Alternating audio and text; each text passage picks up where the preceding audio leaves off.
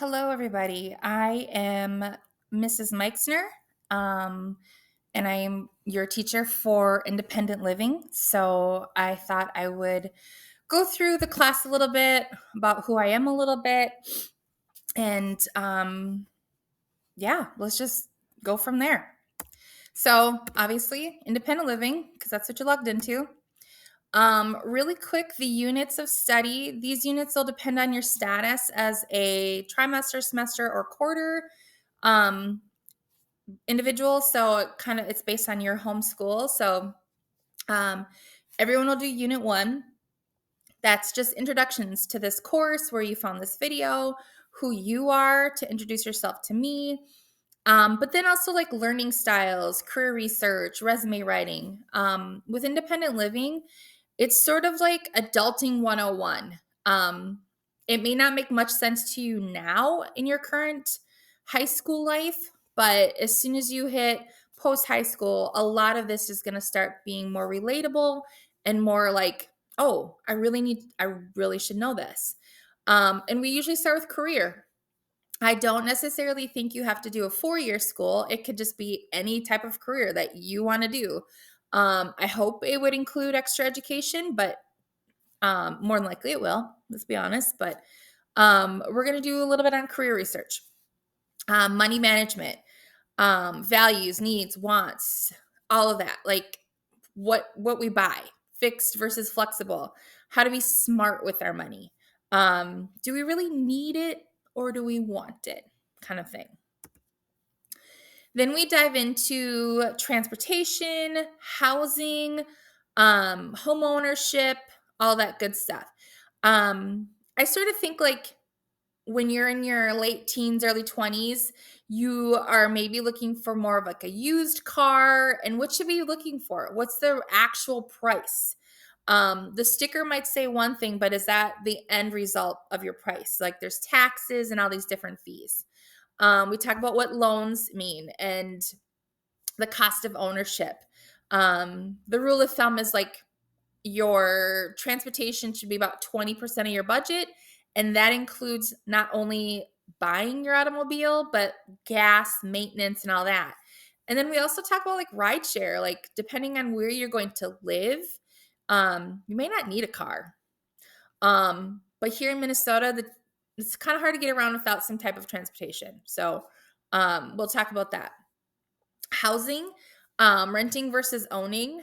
I personally think you should rent first, just because you don't know where you're going to be. You might want to move around a little bit, and renting kind of gives you that ability to do so.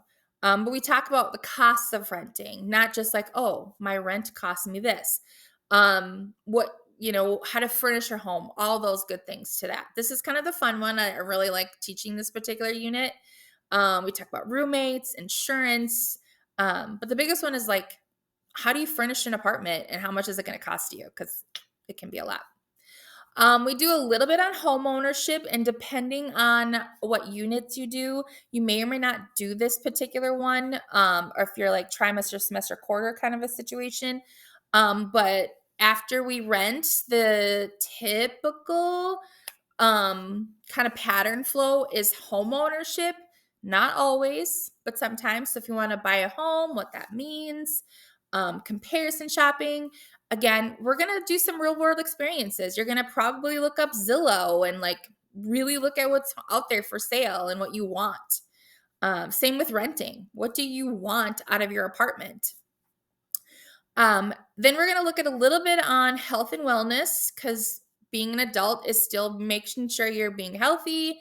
You're looking at your wellness factors. You're looking at your environment, physical, social, mental, all of that, because that's what you are in charge of now. So we look at those different factors with that. A big one is credit cards. What are they? What do they do? We all know what a credit card is, but what are some of those little hidden details that we may not know about, and why it's important to shop around and really look at what we're getting ourselves into? Which I credit usually starts to involve the idea behind identity theft and fraud. Someone stole your card or your number, and what does it mean to have identity theft? and fraud. And there's kind of two different differences there. Unit 8 is banking, savings, checking. That's sort of self-explanatory there. We talk about taxes, how to read your paycheck.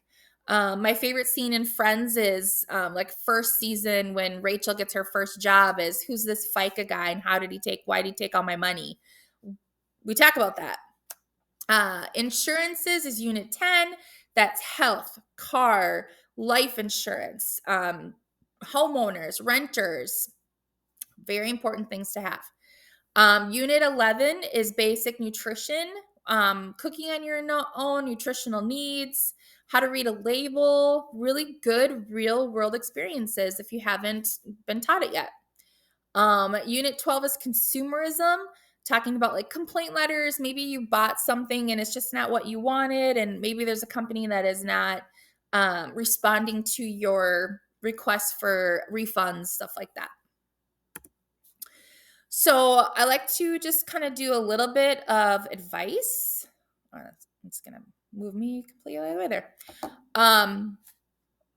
First, try to work a little bit each week, 3 days a week or more, and get a few assignments done. This class is really easy to falter on and to sort of not take too seriously after a while. And then you're like, oh my gosh, it's the end of the trimester and I have to do all of this work. I have to do all of these units.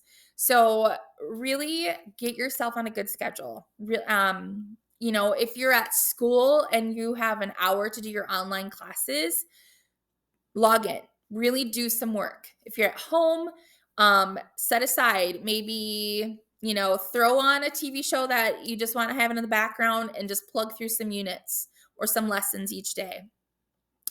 If you keep a good pace, you will do fine. This class can be sometimes a lot of work, a little overwhelming, but it's not difficult unless you suddenly realize you haven't worked for a couple weeks.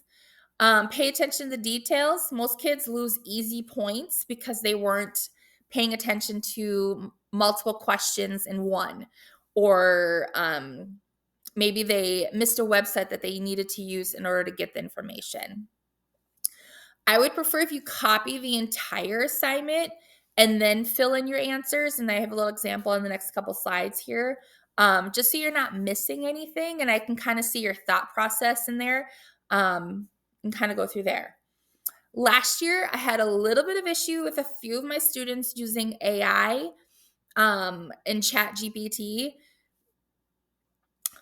There's a time and a place for AI and ChatGPT. Like, honestly, I use it to find recipes. Like, I tell ChatGPT I have these ingredients, make me a grocery list and find me 3 recipes that I can make. It is phenomenal. It's fun then. But what I don't want is an AI's answer to the question that I'm asking you. Because in the real world, when we are independently living, AI can't help us with everything. We need to know at least the background and basic knowledge. So while it's fun, it's not appropriate for this course. It's for you. This is Adulting 101. You want to know this information. So simply copying and pasting. I've been giving zeros and the opportunity to redo it. But that's on you. You have to do the work. So please do it. So examples of good ways to submit, it's the question and then your answer in bold is like really good, perfect way of doing this. This can work, but it's not complete sentences. I have to go back and forth to make sure the entire question is met.